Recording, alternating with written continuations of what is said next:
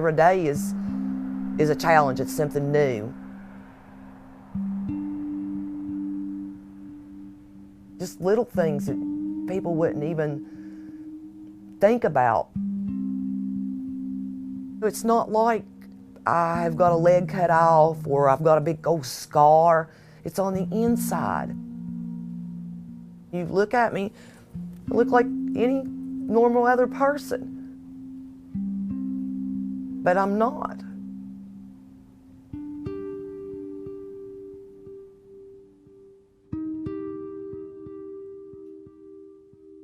Sherry Farley was among 30,000 people who work in America's cushion-making business. Handling dangerous chemicals was part of her everyday job, and with the right precautions, it could have been safe.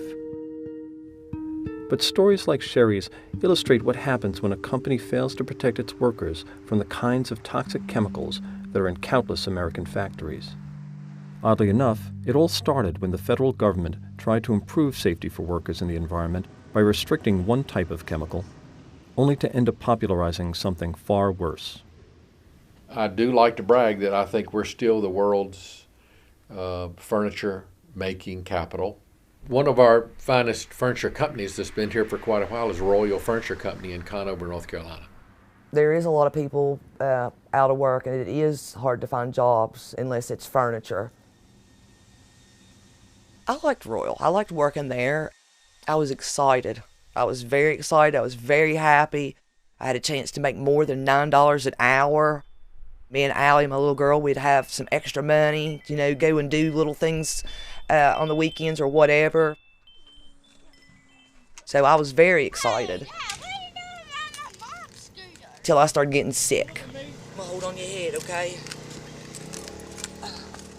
I started talking to one of my girlfriends, telling her, you know, like at break time and lunch time, you know, y'all have to just slow down. I can't walk as fast as y'all are. And said my feet feel really weird. And I said my legs are just tingling. And I said I can't feel, you know, certain parts of my legs. It's like they're numb. I can feel me touch them, but I can't feel it.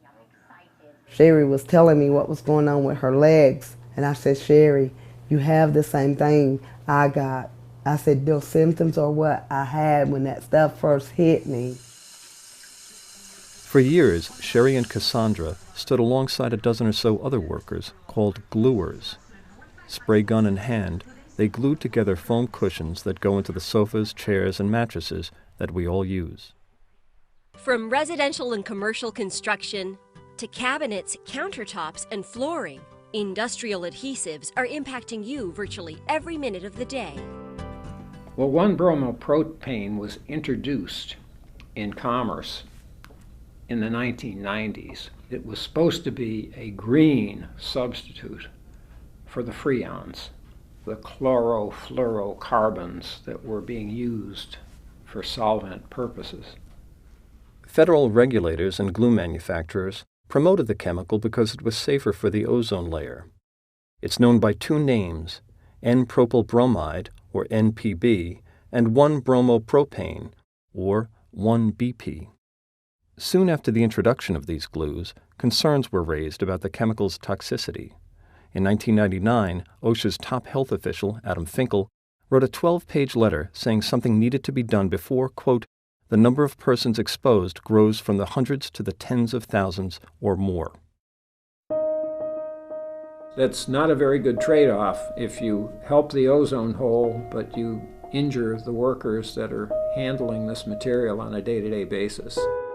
One of the worst incidents happened at Royal Comfort Seating in 2005, about 5 years before Sherry Farley started having trouble walking.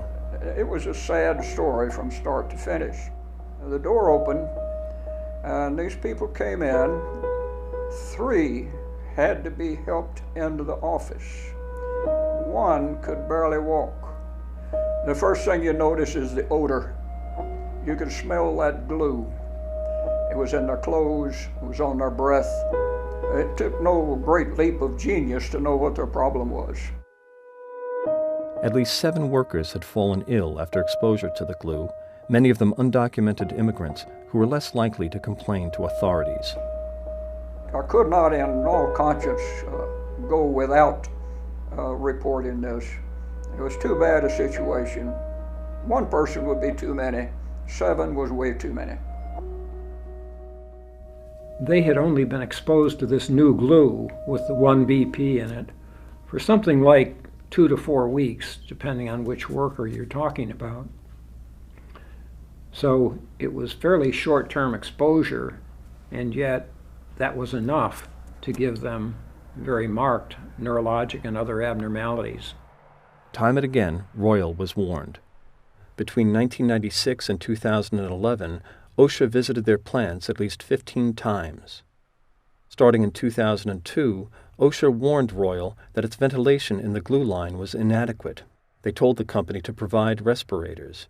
Instead, Royal handed out paper dust masks that didn't protect workers from the fumes.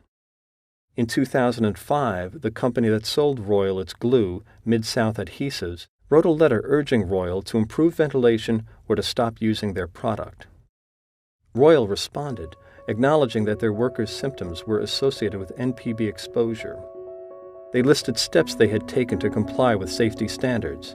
They even asked for help in finding a substitute, but ultimately they did not switch glues. As recently as 2011, OSHA cited Royal again. By then, it had been sanctioned more than virtually any other company for exposing workers to dangerous levels of this chemical. This time, inspectors found toxin levels more than 3 times the allowable limit. Sherry Farley's exposure occurred around 2010. She's one of the more recent cases in a long line of workers affected by the glue. I cannot stand for, sometimes it's not, 15 minutes, sometimes it's 10 minutes, but 20 minutes is pushing it.